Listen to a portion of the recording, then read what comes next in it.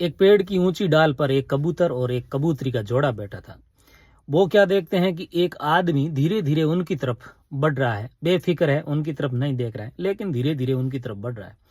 तो कबूतरी को कुछ शंका हुई। उसने कहा कि क्यों ना हम यहाँ से उड़ चलें, ये जो आदमी हमारे नजदीक आ रहा है धीरे धीरे, ये हो सकता है हमें मार दे। तो कबूतर ने कहा कि इस आदमी को गौर से देखो, ये शिकारी नहीं है, इसका पहनावा देखो, इसका चाल चलन देखो, ये शिकारी कहीं से लगता ही नहीं है, इसलिए तुम निश्चिंत रहो, ये हमें कुछ भी नुकसान नहीं पहुंचाएगा। वो आदमी धीरे धीरे धीरे धीरे उनकी तरफ बढ़ता गया और जैसे ही वो पास में, अचानक से अपने वस्त्रों में छुपा कर रखे हुए धनुष को निकाला और सीधा तीर दे मारा उस कबूतर के।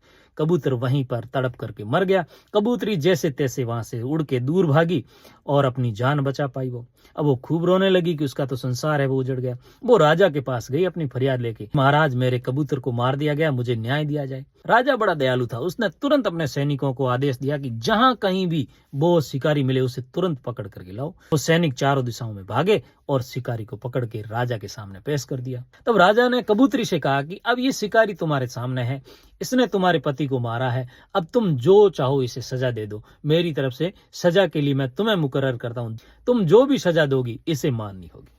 तो कबूतरी ने कहा कि महाराज मैं सिर्फ इसे ये एक ही सजा दूंगी कि ये यदि शिकारी है तो शिकारी के भेष में रहे हरदम।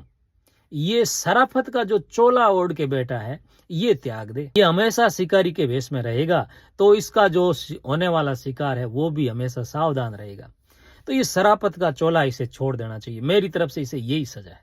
साथियों, ऐसे लोग हमारे आसपास भी देखने को मिल सकते हैं जो सराफत का चोला ओढ़े हुए हैं, लेकिन मौका मिलते ही वो किसी का नुकसान करने के लिए, किसी को परेशान करने के लिए या फिर किसी को भी कुछ भी दुख देने के लिए हमेशा तत्पर रहते हैं। उन्हें आनंद आता है ऐसी बातों में। तो ऐसे जो सराफत के चोले ओढ़े हुए दुष्ट लोग हैं उनसे हमेशा सावधान रहने की आवश्यकता है।